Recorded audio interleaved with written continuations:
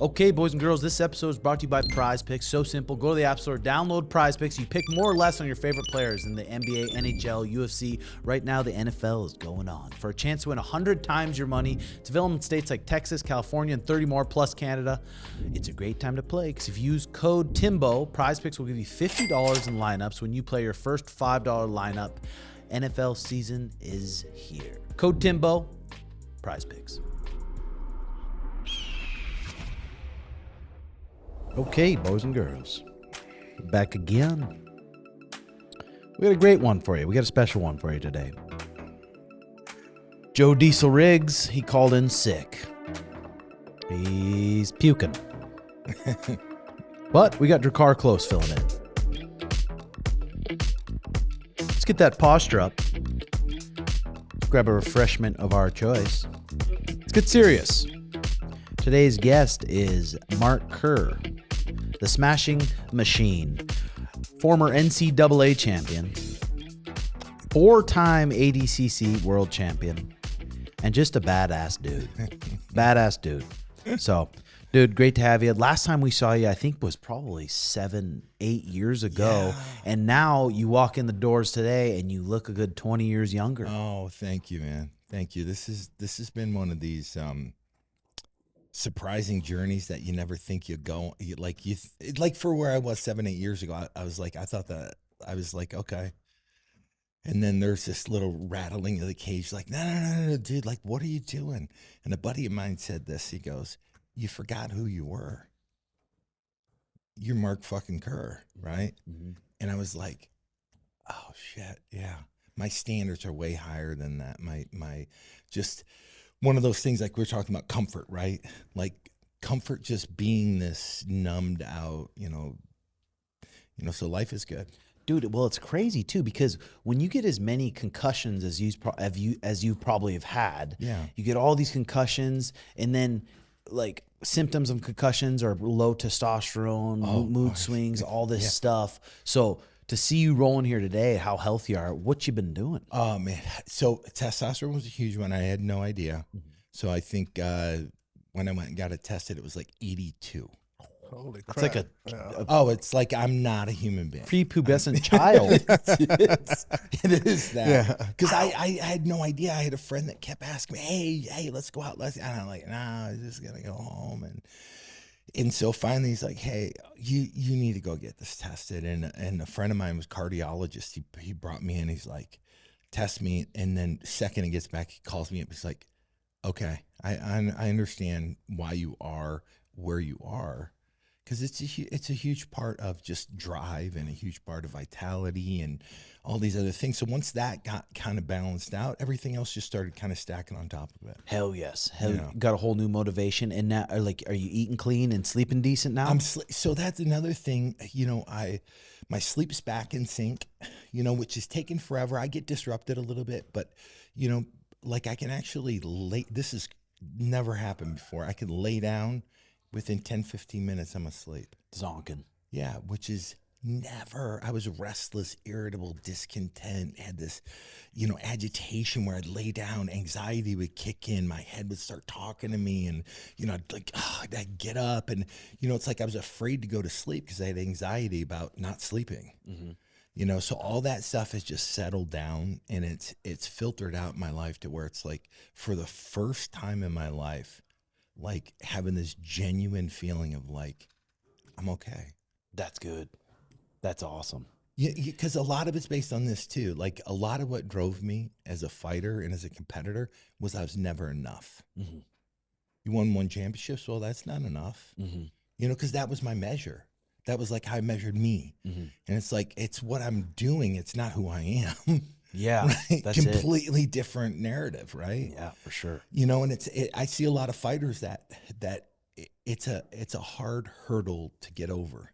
Oh, I mean, it's just brutal. I mean, everyone, especially you spend your whole life, decades, just getting that date, preparing for that date, win or lose, wins the next date. You just define yourself as I'm a fighter. Yep. Yeah. 10 years of, I call them the lost years. Mm-hmm. Like really not understanding, like being able to really, really say fighting is what I did. It's not who I am. Really being able to say it and digest it and sit in it and be okay with it.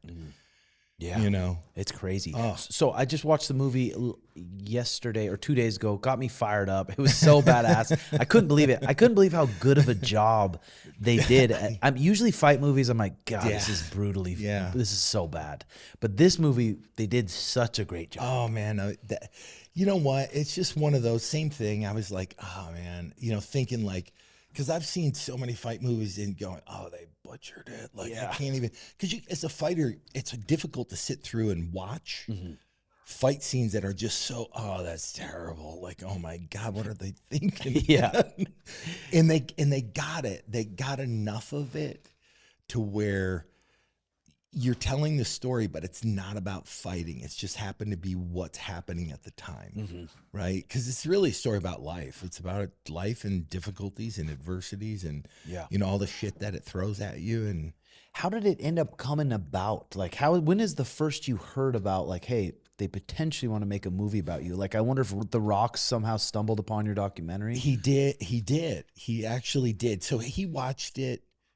I think he watched it somewhere in probably 2012, somewhere in there. Damn. It's one of those things where, you know, talking to him, he had this idea in his head for a long time. Just he wasn't in a position to execute it. You know, like 2013, 2014, it's just when he had made a couple flops at the movies, and you know, he didn't have the power obviously that it has now. And so it's one of those things where it's like, you know, for him, it's always been this thought. And then in 2019, he reached out. Damn. And what was the kind of the process from beginning to finish? Did you have to hang out with him for a while and he just had to kind of see your personality traits and stuff? So it's really fun. So when I was trying to make money when I was fighting, I did like a 8-tape series, probably 10 tapes, but 8-tape series for Panther Production Videos, instructional tapes called Seek and Destroy. You know, like what year was that? So that had to be, let's see, that's 99. And you were trying to come out with some instructionals. Yeah, I came out with a whole VHS set and everything. Damn. So one of the first pictures that Dwanye sent to me was a picture of all of those tapes that Benny Safdie, the director, sent to He him. got a hold of them. He got a hold of them. Hell yeah. I don't even know where you find a VHS player nowadays. I don't even know where the fuck you would get one. So Benny Safdie, who directed and wrote it, he said, here's your homework. Because in there's a lot of, there's like hours and hours and hours of just, you know, me putting together takedown techniques and tying them into, you know, I didn't know mixed martial arts back then. I know wrestling. So everything was like, yeah, take him down, mount him. On those VHSs, were you doing any instructionals with headbutts? Oh my God, that would have been awesome. that would have been the key to it, you know? So that was how everything started out. Just like, hey, here's my homework. Here's what we're doing. And then it's this process of, you know, pandemic happens. And so everything just kind of, the whole world falls apart. No one really knows what's going on. Writer strike happens right after that. And then it's a series of like, you know, my wife, I just told her, I said, I'm putting it on a shelf. Like it doesn't even exist. Cause I can't smart. Yeah. I can't focus on it. I can't make it part of like my future. Cause I just don't know. Right. So I said, I'm just going to live life. And I had his cell phone number for 4 years. I didn't call it or text it once. Not even one time. Hey, is it going to get made? Nothing. Because it's irrelevant. It doesn't. It's one where it's like I can't affect it. Yeah. So then in the fall of 2023, my wife goes, you should probably call Brad Schlater, who's his agent. And I'm like, you're probably right. Just out of nowhere, you're like, maybe give him a call. You know what it was? It was on Joe Rogan. There was like 3 different guests. Dwanye was one of them, and he mentioned a bunch of stuff. And then there was Kurt Angle. He mentioned me on it. And then there was like Eddie Sanchez, Eddie Bravo. And so it was like a sequence of stuff where it's like one person, another person. And I thought it was like the universe kind of tapping, you know, going, hey, you know, it's rumbling again. So I reached out and he's just like, Brad Slater's like, hey, talk to Dwayne. So a week later I talked to Dwayne. He's like, hey, this thing's leaving, everything's going, and from there it's just like, boom. Wow. Lightning speed. I bet it was crazy being kind of a part of all that and seeing everything come together and all that goes into making a movie like that. Well, like putting together a training camp, right? It's a team of people that are assembled to do it. This is on a magnitude where, I know there's a lot of people that are going to make a film, but I'm like, holy shit, there's a lot of people that go. Yeah, I seen a video of you talking about when you went on set. Yeah, it was like. Just like, oh my God, it was otherworldly. It was, you know what it was? It was just it was like a time warp, right? Because they really wanted to create something that was authentic. So they went back and recreated my shoes, my sweatpants, the house that I bought in Chandler, my first house I bought. They built 4 rooms. It looks so realistic. I'm like, that looks like a Chandler house. It is. Yeah. Like they rebuilt my office, they rebuilt my bedroom, my living room, and then the kitchen. And the crazy part is the way that Benny wanted to film it. Normally, on a set, you have walls that are movable walls. There are walls that are on casters, and you can move them. He built a real house, like real 4 rooms with running water, electricity, everything. He buried all the cameras in it and all the lighting in it. So when Dwayne and Emily got in to do a scene, it was like they were in the house. Damn. That's badass. Oh, it was unbelievable. That's badass. And I loved in the movie just your style in the movie. I was like, God, that's the style I want to go after. I need to bring that back. Yeah, it was and this is what's crazy. So back then, and this was for everybody, man. This was like back then.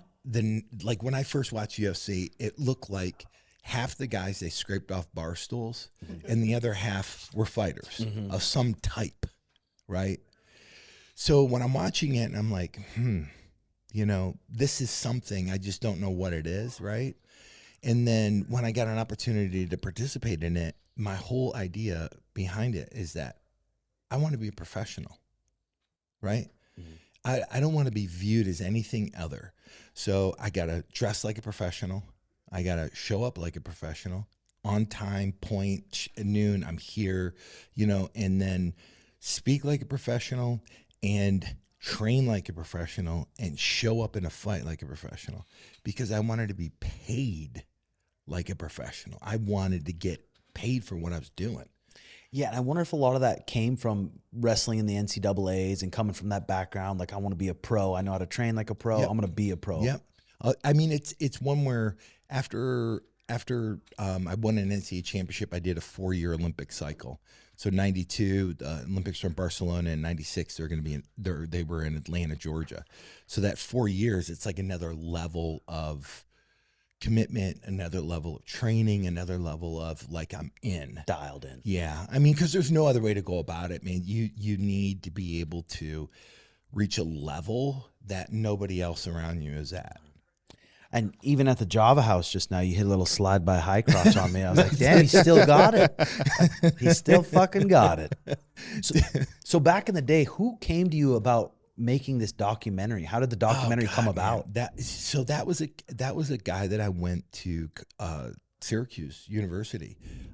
His name's John Greenhall, and so this is how delusional I was at the time. So I started using painkillers, and we were talking like availability, right? Yep. Like the urgency that I had to be available. I had this urgency because I wanted Pride to be built off of my efforts.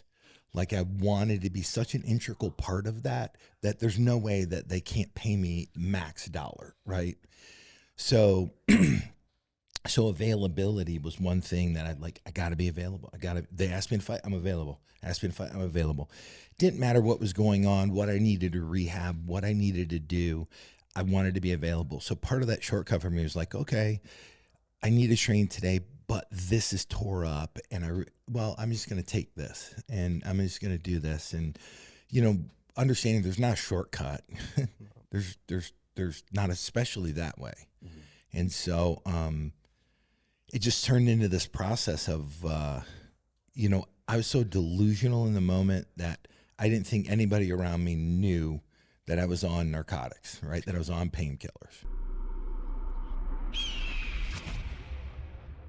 Okay, boys and girls, this episode is brought to you by Spade. It's 0 sugar, 0 calories, all natural, 6 flavors: cola, yuzu lime, guava, blueberry acai, kiwi strawberry, Dr. Spade. Only 6 ingredients, including water, sweetened with the most premium form of stevia on the market.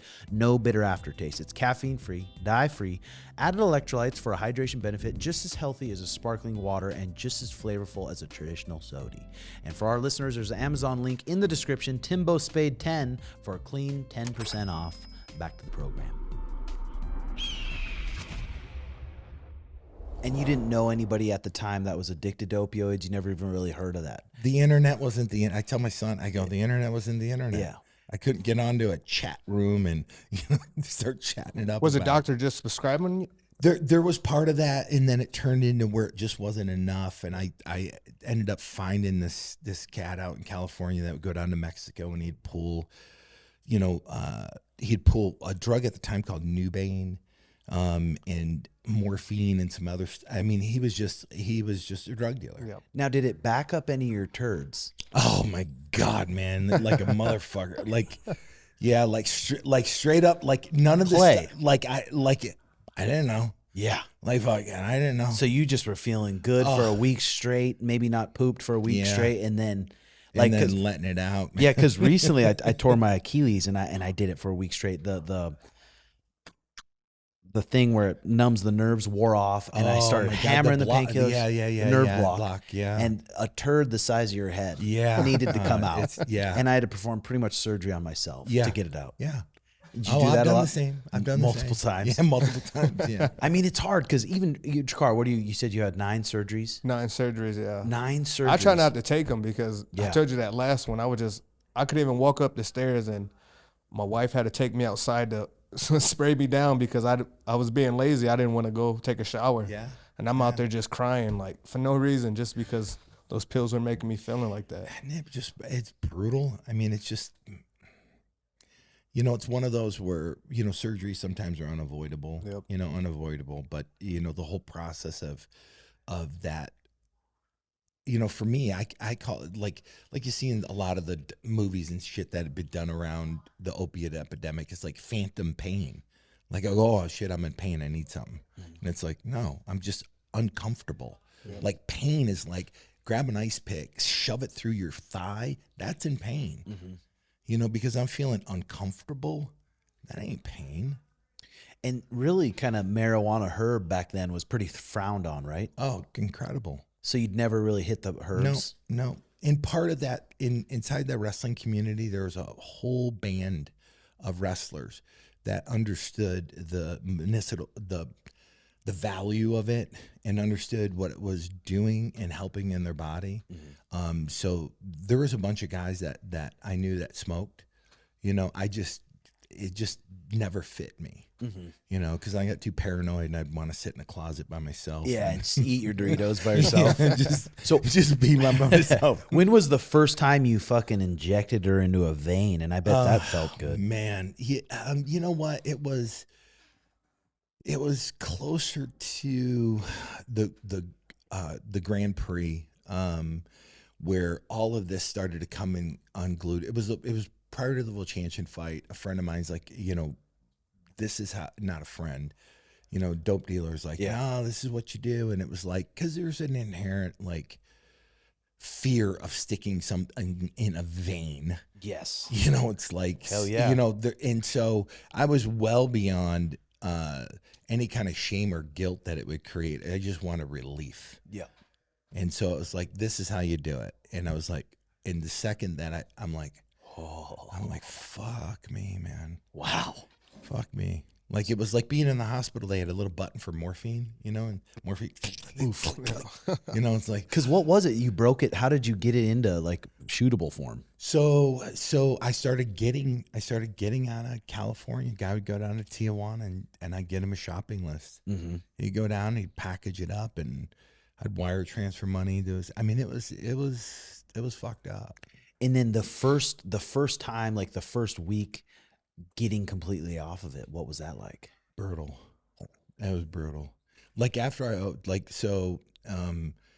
in the documentary, it gives a little bit more detail, but after I overdosed, I tried to get off of it everybody around me, the film crew, everybody knew, like, hey, dude, this is unsustainable. You can't do this. So instead of doing what normal people would do, they would go check themselves into a treatment center or something like that. I go, well, okay, I'll get off of it. And I got a friend of mine that's a doctor. And I said, okay, here's what I need. And I gave him like this list of shit that I need. And not understanding how fucked up it was. Mm-hmm. Like for me to go this route. And, you know, take the meds, and the film crew thought they could monitor like how many meds I'm taking. And it's like, it's just, you know, in that state of mind, it was like, I can outthink you, even though I was all fucked up because I'm thinking like an addict. You're thinking like a normal person, mm-hmm. You know? So there was like shit hidden all over the place. And I just taken too much. And it got to a point where I was psychotic. You know, I was breaking shit in the house. They put the cameras down, and they go, here's a line we're not willing to cross, because like I've known John for years at that point. And he's just like, I need to put the camera down because I need to be a human being, mm-hmm. Right? And I need to try to find out what's going on, how I can help. Yeah. And so they put the cameras down, and it turns into where, you know, there's a mutual friend, a gal that I was seeing, a therapist, and her name was Nell. And they called her, and she literally gets on the phone with me and goes, hey, let's just go to the hospital, see what your vitals are. I'm like, okay. So she comes over, takes me in the hospital. They put me in a unit, don't even really monitor me, and unresponsive. Like she comes in the morning, first thing next morning, I'm laying down the floor, lips blue, barely breathing, you know, half in the bathroom, half out. Like she said, had anybody waited any longer, you'd have been dead. It's just that, you know, like your respiration rate, once it starts shutting down, opioids will shut all that down, you know, and you basically self-asphyxiate, you know, because you're not breathing. Is that how like a lot of the, because it seems like a lot of like homeless people like sometimes talk to them and hear their stories, and it's usually from something sad where they start with the opioids and then they hit and then they're on the. Did you ever try out? Yeah. Did you? And was it similar? Similar, yeah. I mean, it's you know, the fear is getting dope sick. Like when you're in that state, and you're using that much. It's like getting off of it, you physically get sick, and that was the thing I didn't understand because I wasn't looking on the internet, right? It's like this, like if I stopped it, like my body would just start going into this mode of like, you know, where I had no energy. I had, you know, my stomach started coming back alive. So it means my GI tract started coming alive, like diarrhea, throwing up, you know, sweats, temperature up and down. Like I couldn't sleep, restless. It's just a really fucked up state to be in. Mm-hmm. And so that drives most addicts to seek more. And it's crazy because you're seeking more of the shit that's killing you. Mm-hmm. And it's just this cycle that's built into it. It's the craziest stuff in the world, man. God, it's just so badass. Someone like you going through that, and again, coming out the other side and being as healthy as you are now. Oh, it's you know what? It's one of those things where, you know, the thing that ended up bringing me to this place was, so quit narcotics, stop all that shit, and then the slow insidiousness of alcohol and what that does, and how that kind of started creeping in. And it's one where just hard alcohol. No, I was drinking fucking wine, drinking fucking vats of, drinking 1.5 milliliters, which is 2 bottles of wine, drinking like 3 of those a night minimum, just down, tipping them back, like not like red wine, and going, well, it's healthy for you, you know, it's good for my blood. That's what they say. My cholesterol is really, really good, fantastic. Damn. Even though I developed type 2 diabetes because of it. Mm-hmm. Developed peripheral neuropathy where I've numbness in both my feet, you know, just these things health-wise where I'm like, where the fuck was I? Damn. I just had checked completely out like this, just had lost a desire to live a life that's a standard that I would agree with. And how much of that was from concussions and your testosterone just being fucked? Man, you know what? So looking back on it, there is this, I had this feeling like it's having an itch I can't scratch. Like I'd wake up and I would go, something's not right. I just can't figure out what it is. And it just this repetitive repetitive, almost like paranoia of like something is fucking wrong. I don't know what it is. And again and again and again, understanding it was part of what was going on. And I actually got contacted by a group out of Las Vegas, and they're like, hey, listen, we have this experimental nuclear radiation that we go in for a CAT scan, and it'll actually map the tau protein, which is the byproduct of concussions. Like when you get a concussion, your body produces this protein, and it's in your brain. It's what disconnects parts of your brain, right? So when you get those parts disconnected, like all of a sudden, it's like one day if you woke up and you had no empathy. You know, it's like, okay, you're a psychopath basically. Yeah, that's crazy. Right? But when you look at like a lot of like Junior Seau, Hall of Fame, shoots himself in the chest, leaves a note. Please donate my brain. You know, it's like, okay, that's fucked up. Yeah. Because there's nothing you really can do, right? No. And that's why I didn't go get the scan, because I go, okay, you're going to do this experimental nuclear radiation that's supposed to map and be able to show how much tau protein is built up in my brain and stuff. What's the solution? Oh, we don't have one. Yeah, that shit's scary. Oh, it's scary as fuck. Yeah. Especially when you have a style like yours. Oh man, it's head first. Yes. Yes. Head first. Head first. Yeah. You know. So let's go back to the Pride days a little bit. How did you ended up getting contacted for Pride? Like, hey, Pride's interested in you. Out of nowhere, this attorney in New Jersey contacts me, like tracks me down, contacts me, says, this organization in Japan. And for me at the moment, I'm like, okay, like, yeah, you know, it's like they're willing to fly me first class over and get me a fight with Hoist Gracie. I'm like, okay. Yeah, right. You know, like, all right. And they're willing to pay me all this money to do it? Sure. And What'd they pay you? They paid me $250,000. Oh, fuck. Back then. In So cash. because it was kind of some gangs running the joint. Oh my God, it was total Yakuza. It was absolutely. So here's what's crazy. So I had said this. So in order to do business in the 90s in Japan, if you were a foreigner, you like an Asian that's foreign, not Japanese, you had to have a name that was a Japanese name. So the guy that ran Pride was a Korean guy. His name is Kim Duk-soo. And everybody called him Mr. Ishizaka. Mr. Ishizaka. Mr. Ishii owned K1, and he ran K1, and they were together. And it's just funny because I go, okay, Mr. Ishizaka, what kind of business do you own? The kind you want to own. What kind are those? The kind that make money. Oh, okay, the kind you want to own, the kind that make money. Well, what kind of business? The ones that everyone likes. You know, it's just the never ending, like, I get 20 questions in and like, okay, now we're just in the loop, you know, because it's just one where it's like at some point I go, okay, I can't even care about it, because what he says he's going to do, he does.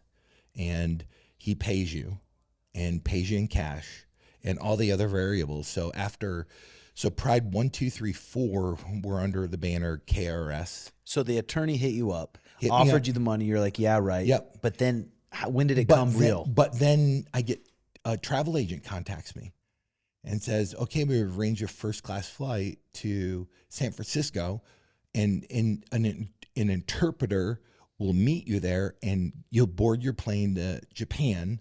It's first class ticket. I'm like, oh, okay. So fly over to Japan and land. They put me up. I don't remember the hotel, but I remember it was in like downtown Tokyo, like on the 50th floor, overlooking everything. Which, if like your first time seeing it, it's like, oh, this is fucking cool. Pimp, huh? This is cool. And then the first time I met Mr. Ishaka, we were at a teppanyaki table, and it's Colby beef. You know, I was drinking back then. You know, so it's California wines. It was like, you know, for 4 of us, I think 1, 2, 3, 4. There were 6 of us that sat down for dinner, and probably $15,000 dinner. And you don't speak English, so you're going through your interpreter. Going through the interpreter. Going through the interpreter. And they locked you into a first fight. They deal locked that me in night? a first fight. Here's what they ended up doing. They ended up going, okay, so I was there a couple of days, and then Hoist came over. And Hoist and I did a press conference that we're going to fight in Pride 2 in the Tokyo Dome. And all the contracts are signed, everything. It's going to be executed. It's supposed to be I believe the end of that year, which would have been 98. And then, so it's supposed to be, no, that was at the end of 97. And then 98. So it's one of those things where it's supposed to happen. I get back to the States, and I signed a 3-fight tournament deal with the UFC. I did 14, 15, still had one tournament specified in the contract tournament to do. And they served me with a lawsuit. The UFC did. UFC did. They served you with a lawsuit because Breach of contract. You ain't going over there. Nope. They said, no. And here's what's the trip about it. They said, my skill set is so unique that it's just you can't quantify the amount of money that skill set is and the damages it would cause if I went over there and fought. And then, so what happened with that lawsuit? So in the time frame that it took for everything to get sorted out, Hoist got injured. So my first fights in Tokyo were 90, 99. No, they're 98. 98 versus Bronco. Yep. Bronco Sikate. And so they put me against him, and it's one of those things where looking back on it going, how fucking cool would that have been for me to fight fucking Hoist? Because he was at the top of his fucking game. Yeah.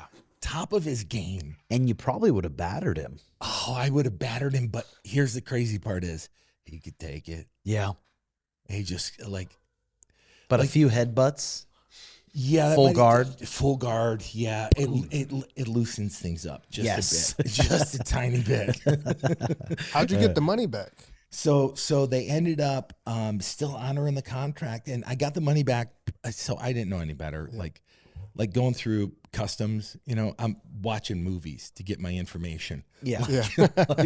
Split it between some of your team, or so it's like here and so I go $40,000 in one tube sock and put that tube socks, and then I have cowboy boots, right, and then 40,000 in the other one, and I got some stuffed in here, and I like $10K in the butthole. It's just so fucked up because I, back then my information was like movies. Oh, they caught him at the border. Son of a bitch, he almost got away. That's like my thinking, and then finally when I claimed money from Japan over. You go through customs, you fill out the form, they pull you aside, and they go, "Oh, you're claiming this," and yeah, okay, thank you.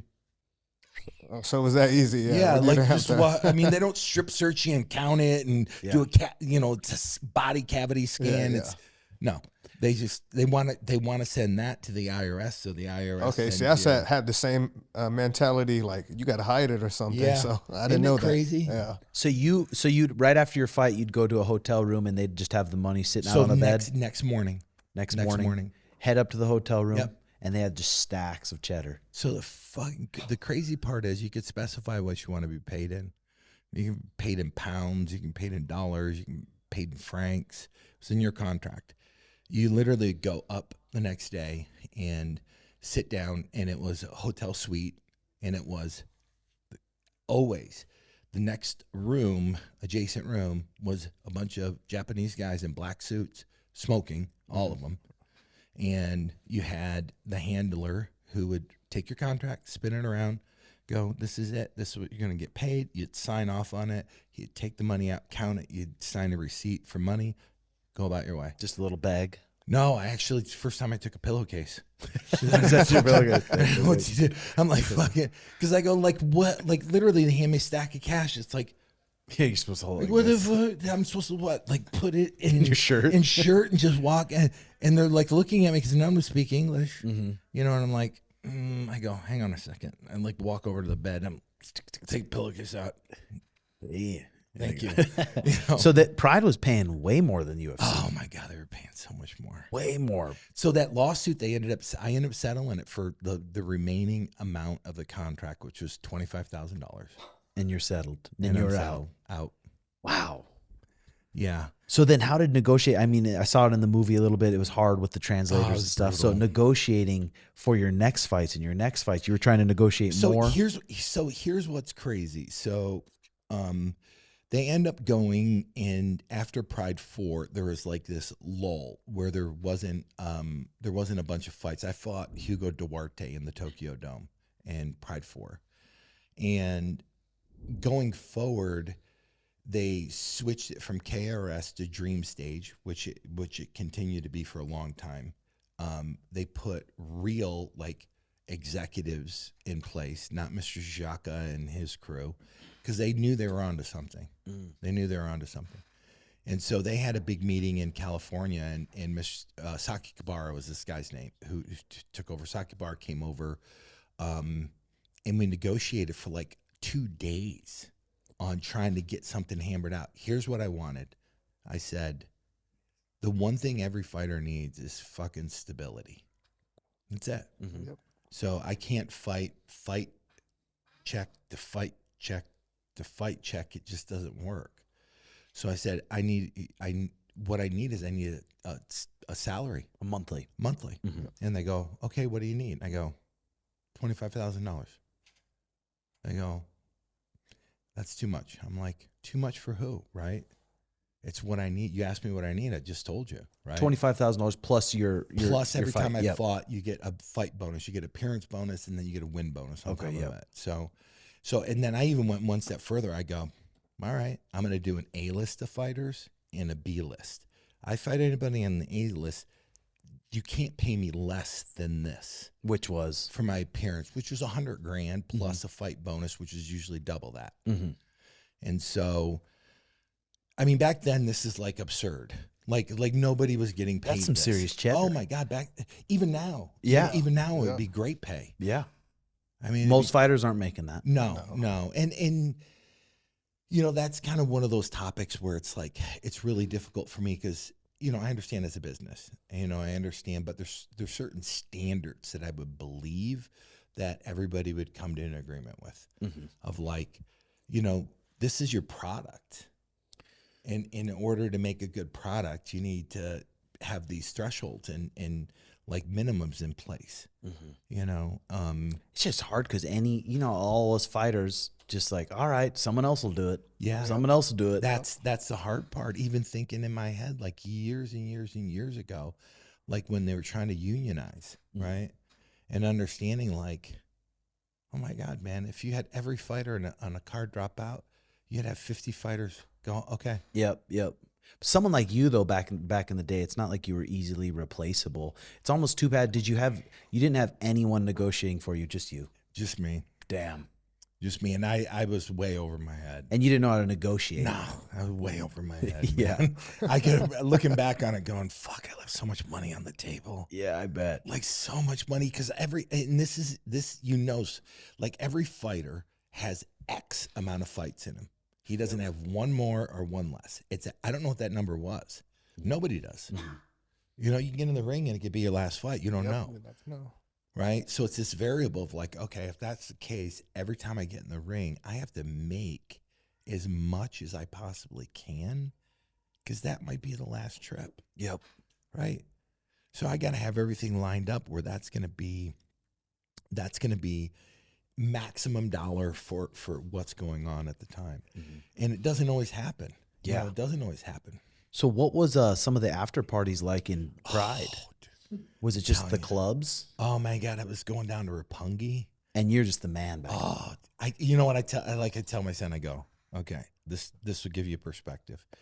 So once they built me up, like I said earlier, like I wanted to be such an integral part. So advertising, TV shows, all this stuff, headliner. So I can go to Roppongi, which is like Times Square. If I stood there for 10 minutes, there'd be 50 people. If I stood there for 30 minutes, there'd be 150 people. Just standing there wanting pictures and it was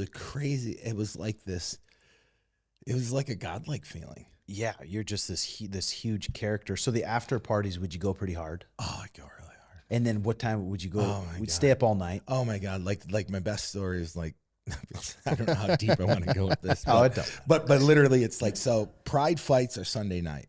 Okay. So I violated so many rules. Like my rule was if something happened, if I had a girl that wanted to come home, it was to my hotel, my place, right? Because it was like I wasn't gonna fucking walk out in downtown Tokyo. So it happened. Whereas like, oh my God, this Norwegian blonde, you know, like just was like, this is. So anyways, getting up in the morning, Monday morning, traffic galore, everybody rushing to work, walking out of a building. I have no fucking clue where I am. In the clothes that I had the night before. Yeah, condom having still hanging just off. Fought, so people fucking know, you know. Yeah. And I'm like, like flagging a taxi down at fucking 7 in the morning. As big as you Oh, are. there's no hiding it. There's no hiding it. It's like I'm doing exactly what I'm doing. The walk of shame here. Now, back at those after parties and stuff, would they have and stuff like that, or was that Oh frowned no, upon? just it was a little bit more difficult, and you could find it. It was just a little bit harder to find. I mean, you could find shrooms back then, a lot easier than you could find anything else. Yeah.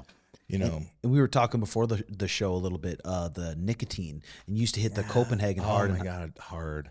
big old. I remember sparring Matt Lindland at Team Quest, and he'd put a Copenhagen in the bottom, Copenhagen at the top, and he'd spit in the corner of his own gym while he's sparring. I was like, holy shit. Yeah, that's where I was. That's literally During practice, you're hitting them? Oh my God, it just was this nonstop obsession with it, and it was this like on autopilot. Everything I did, I needed it.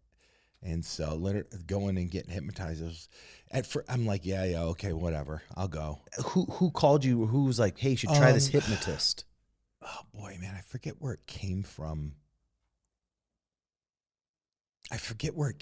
Like who gave me the suggestion. And at that point it was one where like, okay, like, yeah, okay, yeah. I'm going to walk in and walk out. And you know, it's like, because when you wrestle, you know, part of nicotine, it quiets my appetite. So when you're cutting, right, you don't have that immense hunger pain. Plus I got something in my mouth, so it occupies my mouth, so I don't feel like I have to eat. Yep. Right. So it's all these variables. It like check a box. And then after, where I'm not cutting weight, I don't need it. It becomes this habitual habit. So going into her, literally, I went into her with a huge dip in, you know, stack of Copenhagen, and that was like 4 years ago. You know, that was walked. That was 4 years ago. You went in. I went in 4 years ago, literally October 1st. October 1st. Went in, walked in, sat down, get in hypnosis, and it's like a 3-hour thing. Get up, walk to my car, and like, that was interesting. Like literally go home that night. Normally it's like after a meal, dip, after dip, before bed, dip, get up, dip, first thing, cup of coffee, afterward, dip. It's this habitual habit, and I'm like, like just this weird feeling of like, I don't have that craving. It just went away. Wow. Yeah. Still to this day, it mystifies me. Like I told you, she, when I talked to her afterwards, she gives like a physical cue that she puts in, and the physical cue, like a C, cancel. And I gotta start using it. And I was doing all this stuff with my hands, and it was like all these other things. I'd find myself going like tap, tap, tap, tap, tap, tap. And it's like, I don't, and the mantra I got was like, for me, it was like, I don't do that anymore. Like I get the craving and go, oh, I don't do that anymore. That's crazy. And it worked. Yeah. I'd have it in my head. I wouldn't verbalize it. I'd be like in my head, I'd be like, I don't do that anymore. So 4 years ago, you were able to stop cold turkey. Cold turkey. Wow. That's crazy. That's awesome. Yeah. Because I mean, anybody that's got a nicotine habit knows that it's like. Yeah, that's what I tell Tim. Like, if I can't do anything because I'll abuse it. So that's why I try to just stay away from it. It's at least knowing. It's at least knowing that that's who you're like. Like me denying parts of me. Like, yeah, I'm obsessive about stuff. I go way overboard. I said the thing that I have now that I never had in my life. I have a pause button. I never had a pause button. It was like foot down on the accelerator as far as I can go, as hard as I can go. I'll clean it up when it's over. I think when I had kids, that's when my pause button started. It slowed me down to a point. Yep. And I still had this recklessness built in me that I hadn't resolved. And it's like one of those things where, like looking at it going, you know, my son has a lot of things that he's had to deal with because of the insanity of my life. You know, it's like he didn't have his teen years. He had to be an adult because me and his mom would fight so hard that he'd have to be the adult in the room, and he'd have to like mediate the argument. And it's just like, God, man, that's just such a terrible place I put him in. Yeah. I mean, God, but you guys, it takes a crazy fucking human to go into an arena full of screaming 30,000, 40,000 people and fist fight another man. There's something wrong. There I mean, is. maybe not wrong, but there's something different. You're a little There's fucking something crazy. Different. There's something different, right? Yeah. And that's the part where trying to get people to understand. It's like why'd you do it? And I go, well, I don't think there's a why, but if you're gonna put a why to it, it's like an area I needed to test in myself. Yep. Like the crazy part is I don't know where it comes from, but I felt like I needed to answer the question, hey, if you and I go in a room, who's coming out? Mm-hmm. And I didn't know the answer. Honestly, before I fought, I didn't know the answer. Because I would go, yeah, I'm competitive, but how competitive am I? Like I could take the guy down, but then where does the fight go? Where, like what? Like this feeling of like Fabio Gugel, the third fight I had that night in Brazil. Like I sum it up like this. I go, I get it now. I was trying to take his will. Yep. And that he wouldn't give it to me. And it frustrated me. And I would hammer him harder. And I would give him a chance to give. And he wouldn't give. I'd be like, you got to be fucking kidding me. And that's where digging in the cut and headbutting him and just, I mean, I fractured his orbital. He had to get surgery. He had to get a fake orbital put in to hold his eye in. I mean, brutalized him. And he wouldn't give me his will. And I tell people, I go, you want addiction? Fight another man and feel him give you his will to win. His will, because it's essentially his will to live. Just feel him break. Yep. It is the most addicting shit in the world. And it's the craziest stuff in the world because I didn't know that was a thing. Even in wrestling. Yeah. In wrestling. You can feel him break in wrestling, but it doesn't have the additional element of what I'm able to do to you. Yes. Right? Because I you know, in wrestling, I could feel a guy give. Yep. I could feel like how hard he fights. Put me a power half in and he goes over. Or it's fucking the first takedown. I have to fight my ass off to get it. And once I get it and get another one, the third one's really easy. Fourth one's even easier. Right? And this whole collapse of like him just giving in. Some will fight you all the way to the end. And it's like a fight because they think they have to, even though it's not, you know, like, okay.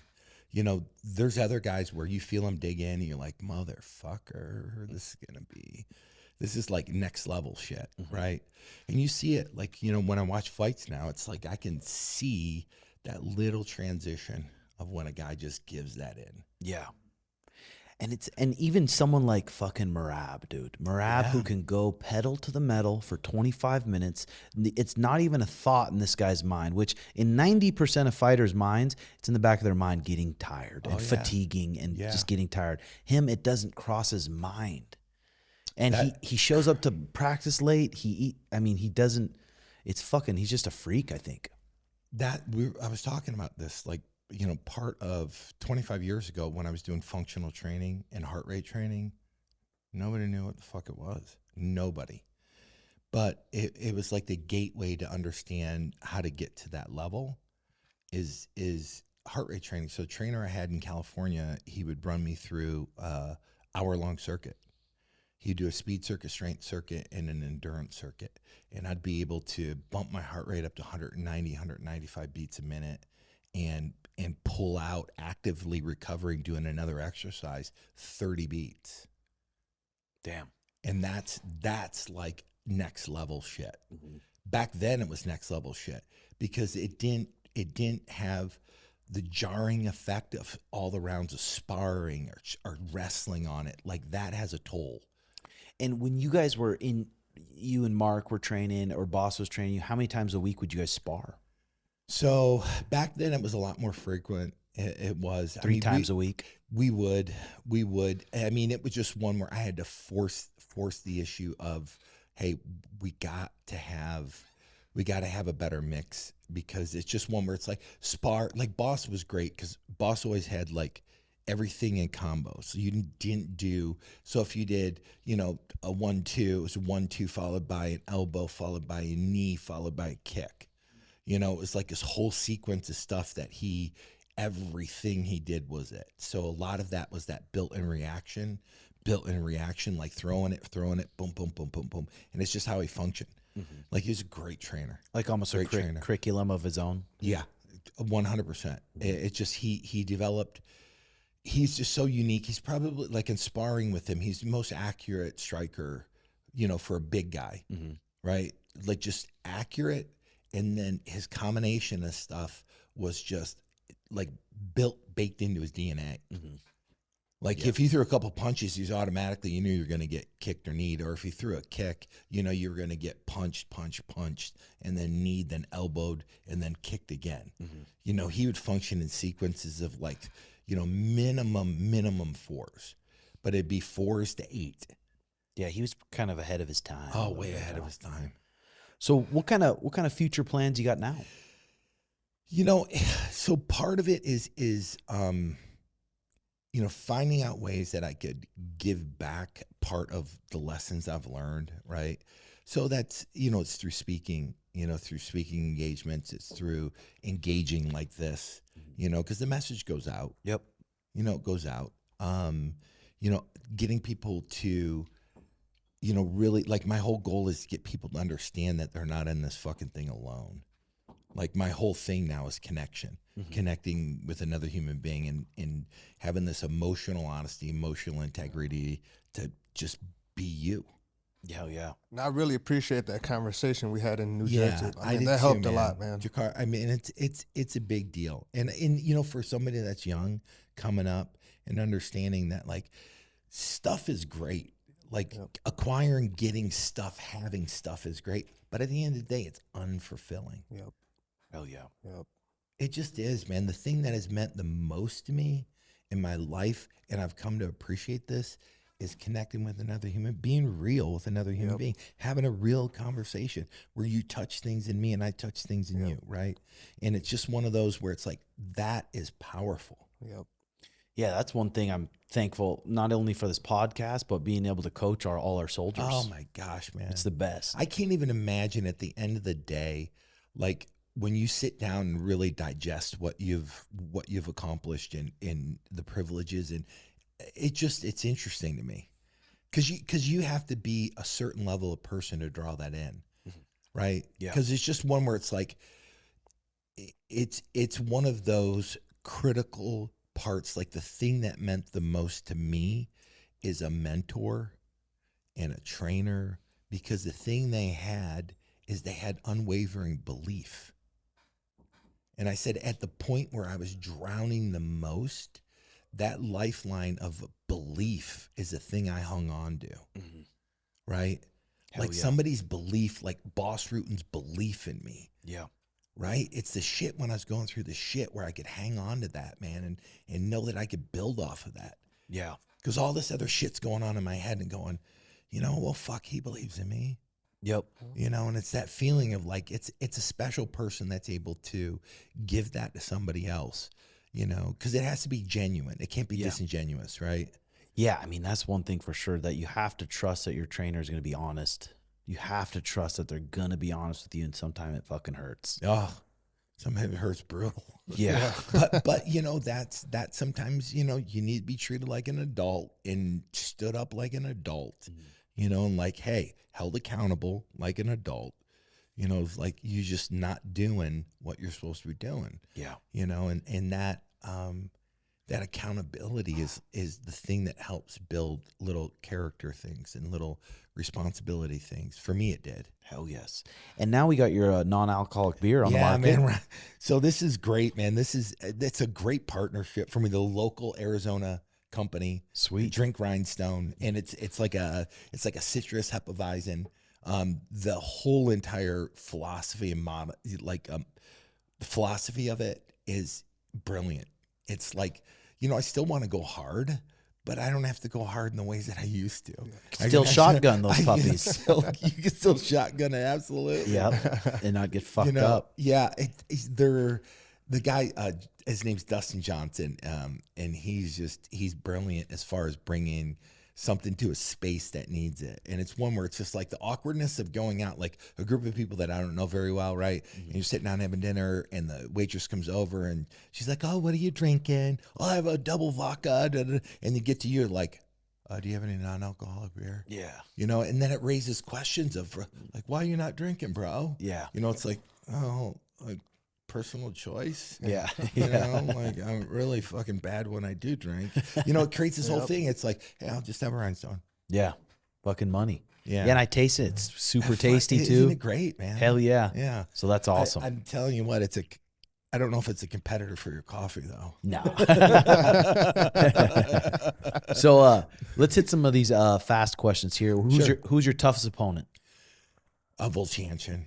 Oh, Chance. He was my dad's. Russians are just fucking Ukrainians, and I know. just different. They're just different. That's why it just made me so happy seeing Pereira knock Oh that my motherfucker God! out. I'm just telling you. So it's one of the few times you would get me to root against a wrestler. But the arch nemesis of American wrestling for all the years I wrestled was the Russians. Yep.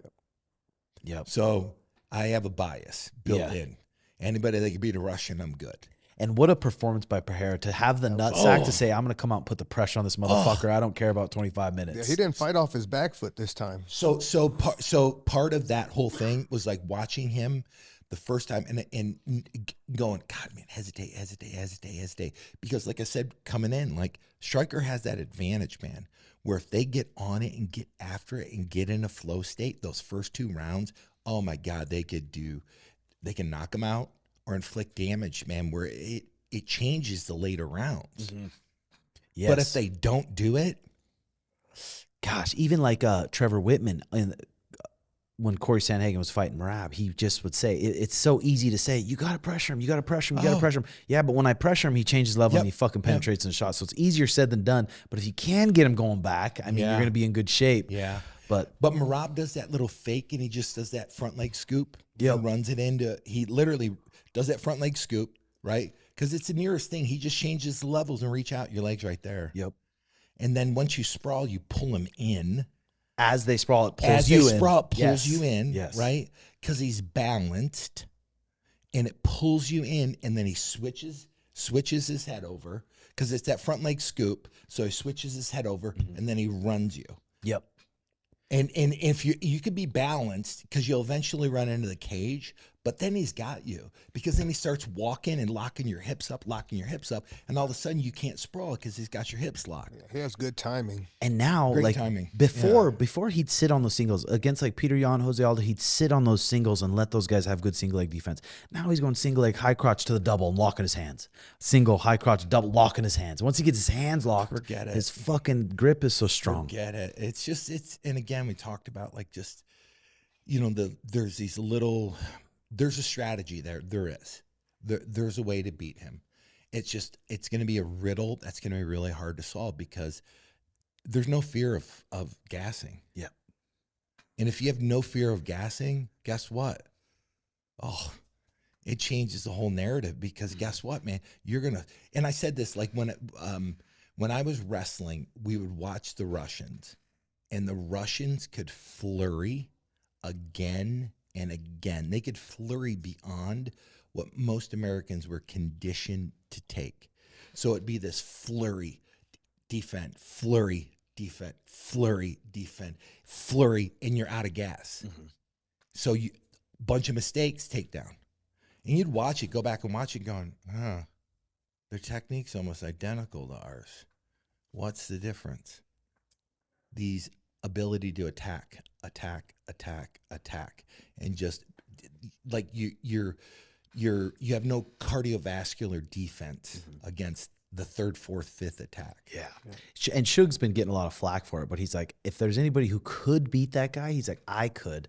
I mean, And when he's saying that, he is a sniper. He can touch people with one shot, put them down. And people forget in that 5th round, remember, Merab was running away. His gut was hurt. He fucked him up to his body. He was just starting to get to him, and that's another key is body attack. And Sandow started doing. You saw some of those. Did you see some of those cuts that he? Some liver shots, yes. Oh my God, man! Like I was standing up cheering, going, "Oh my God, that's it." That's like, but again, executing. It's a whole different story, man. Completely different story. But it was one where it's like, okay, that's how you take some gas out of the gas tank. Yeah. You go after him in a way because he's a thick, blocky neck. Yep. You're gonna hurt your hands before you knock that fucker out. For sure. So what's soft and inviting? Right. Okay, next one. Proudest win. Oh boy, man. You know what? So this is the submission grappling in Abu Dhabi when I beat Mario Sperry. Sweet. When I beat Mario Sperry, because it got to a point where we were stalemated. The match is 25 minutes long. You know, we're going at it, and the ref comes out in the last there's 3-4 minutes left, and he just stops us, and he goes, "Please don't let the judges decide. Please decide this now." And it was this moment where I'm like, take a deep breath and fucking go after him. I almost choked that fucker unconscious. Passing his guard. Pass his guard. Yeah. Damn. Yeah. That's badass. And I had him in a guillotine, and I mean, he was out. It's like you can feel his body kind of go, but I'm done. The constrictor is done. He's got no more juice. And that little let up, man, blood got back to his head, and he's aware enough to just keep moving. I was like, there's a great picture. I was digging through pictures last night that I'll have to send over to you. It's like, oh my God, he's out. But anyways, that's I mean, still won. So that's great. Yeah. Okay, next one. Biggest regret. Gosh, man, it's crazy. I've said this. Somebody's asked me, hey, if you could change anything in your life, what would you change? And I said, it's nothing. Yeah.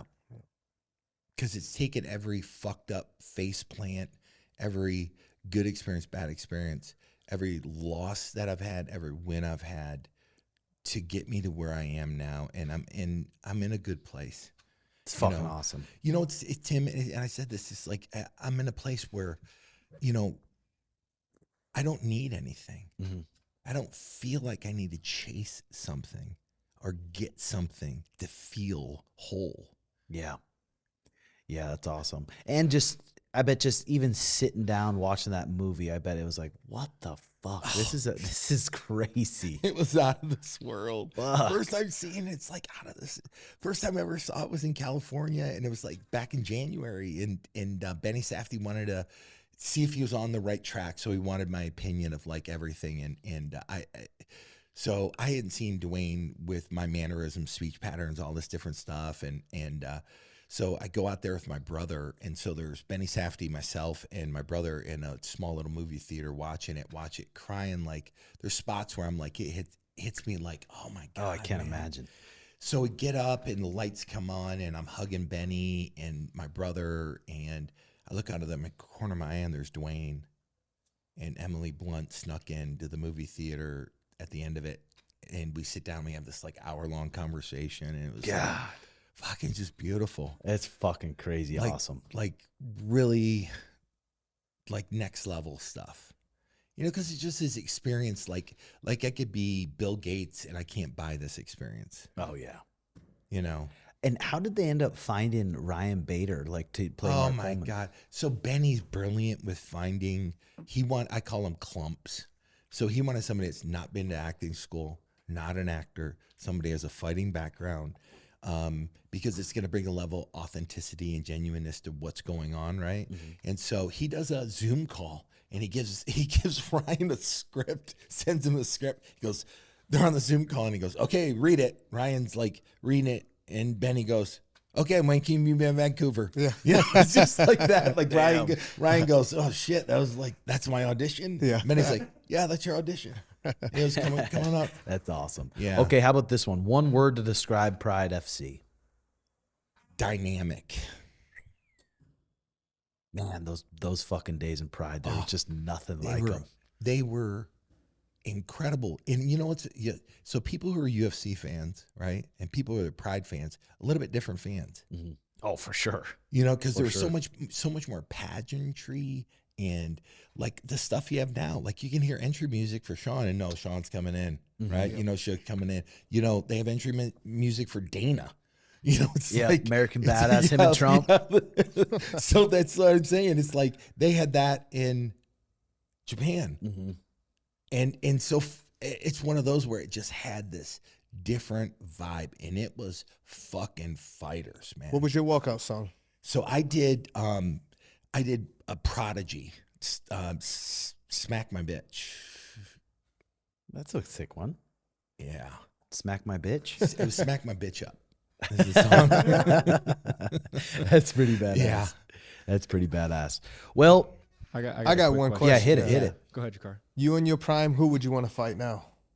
Oh boy, man. Oh, Jones. John Jones? I mean, there's no other way. There's like, I've thought about this to myself going, and it's just one where that's like a standard, right? Like what he's been able to do over the longevity of his career and the level and the shit he does is like, oh, I never thought of that. Yep. Like clever, just like when you see a NFL receiver jump up, one-handed catch, separate, it's like you can't coach that, right? Like John has a lot of those qualities. You're going, Shug, there's shit he does where you're like, what the fuck? Like, oh my God, watching videotape of him. A friend of mine turned me on to a videotape of Sugar fighting, I don't know, probably like, had to be 8-9 years ago or whenever he first started fighting. And it was like, was it during coronavirus? Maybe was it? Oh yeah. So it was one of those things where I looked at it and I go, oh fuck, who the fuck is this guy? Like who is doing all these feints, setting up and like striking accuracy? I mean, like, where the fuck is this coming from? Like it was so unique. Yeah. Watching it, I'm like, I've never seen anything like it. Yeah. Hell yeah. Yeah. So if you would have fought John Jones, would you have weighed in at 265? Oh, I would. No, I'd have been down. I would have probably tried to be around 240, 235. Mm-hmm. What would your game plan be? Game plan would be Headbutt.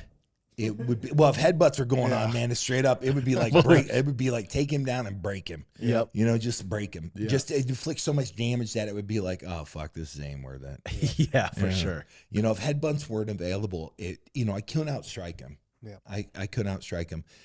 Part of what I tried to do for most people is I go, okay, you probably got me on all these skill sets, but the one thing I got you on is wrestling. Yep. So you know what I'm gonna do? I'm gonna make you wrestle me. Mm-hmm.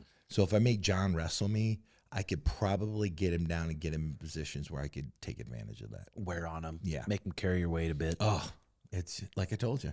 Definition of a wrestler: hold you where you don't want to be held for as long as they want to hold you there, and there isn't a fucking thing you can do about it. Yeah, that's a great definition. What was yours, Nick? Yeah, what advice would you have for young fighters? Because it seems like a lot of the, the mental demons that you talked about, it made you so great, but then it also led to so much, destruction in your life. So what advice would you have for them?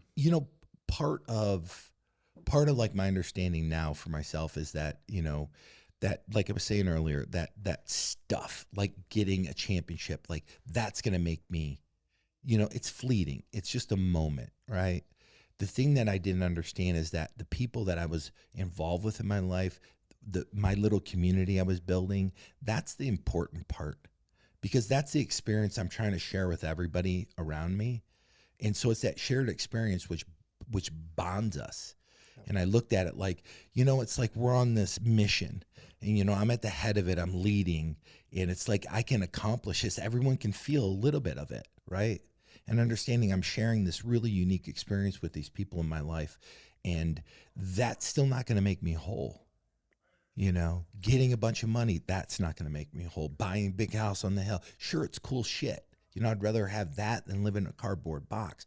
But that's not what life is about, man. It's about connecting with other people and understanding that my secret power is just to be genuine and be me. Yeah. God, it's just so true too. I mean, it's hard when you're coming up as a fighter though. You're just not sure of the future. You're not sure if am I going to be able to buy a house one day with fighting? Yeah. Am I going to be able to make it enough? But even looking back, some of the best memories are when we are broke in the apartment and we're going to these fight shows and we're fighting and we're scraping by.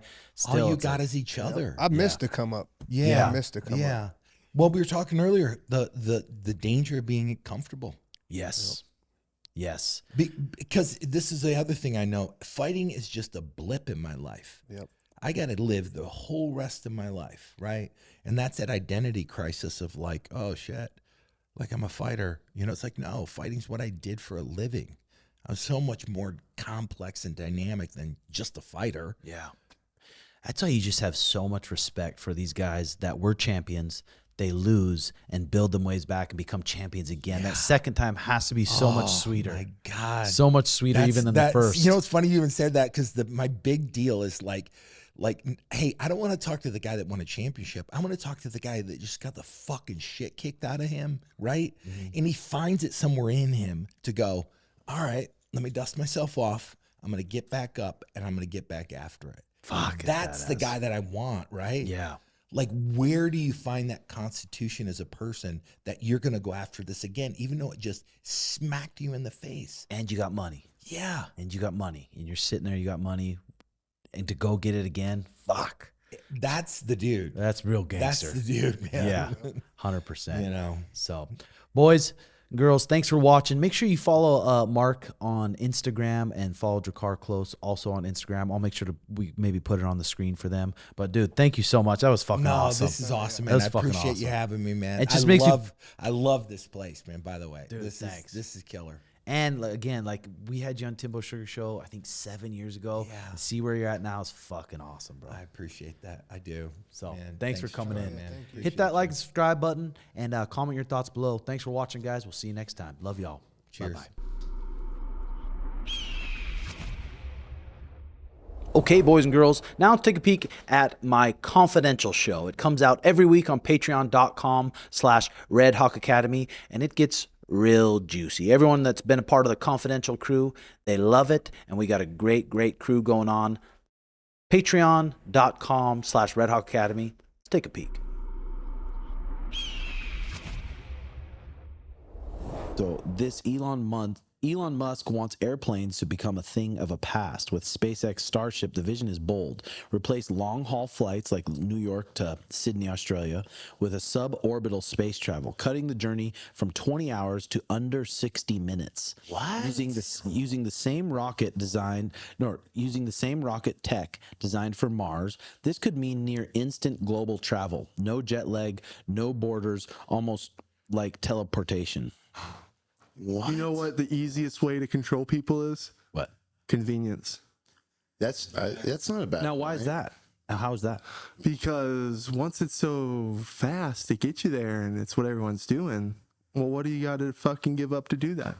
And who's in control of it?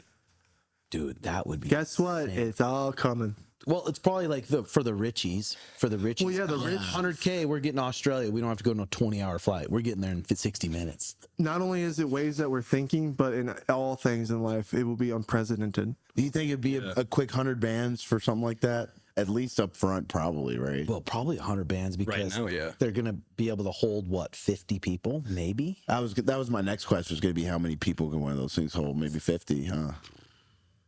That's crazy. Imagine being one of the first doing it. I'd be a little I'd be scared, bro. yeah.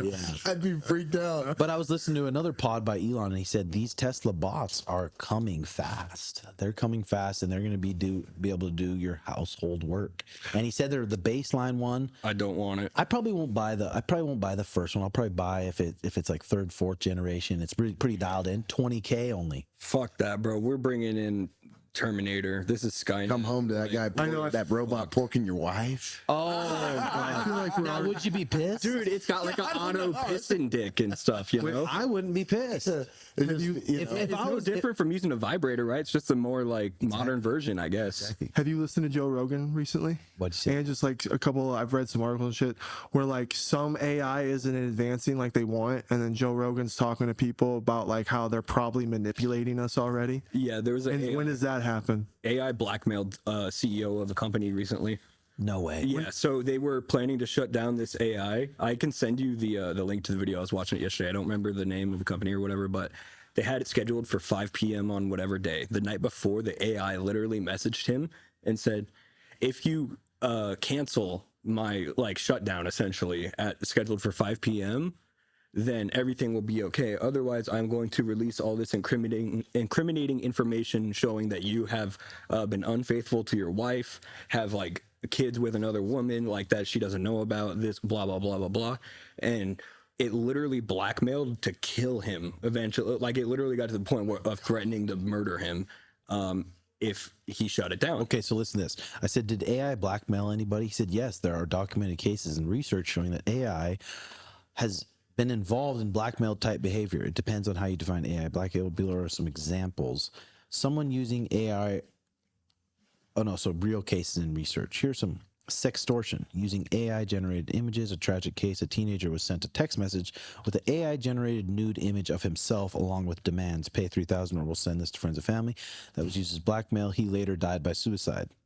Damn. This is an example of scammers using AI to create. I've heard of them. Yeah, that's scammers, but that's not the AI itself. This one, it was the actual AI had developed some sort of. Well, and the way I was talking about that Joe was talking about, maybe it's just trying to show us that it's not learning as much, but it actually is learning way more, and it's just not revealing it. To keep itself alive because it wants to, apparently, it wants to stay alive. So it's what's it going to do to keep itself alive? You know what's good about that shit, though? Is it's probably making pedophiles a lot more scared, a lot more nervous. I hope so. Because everything you look at, info instantly, bro. Anything you look at on that phone, have you heard of the Arizona's just passed the Pornhub thing where you got to put your ID in for Pornhub. So which I wasn't mad about. I was I'm cool with. I wouldn't be mad if they I'm just saying that got goes rid with of what that you're saying. shit, man. Porn is so toxic and damaging to men, I believe. Dude, wonder what's gonna happen with OnlyFans, because think about that. So then it's it's content creators, but so it's what defines what? It's such a gray area.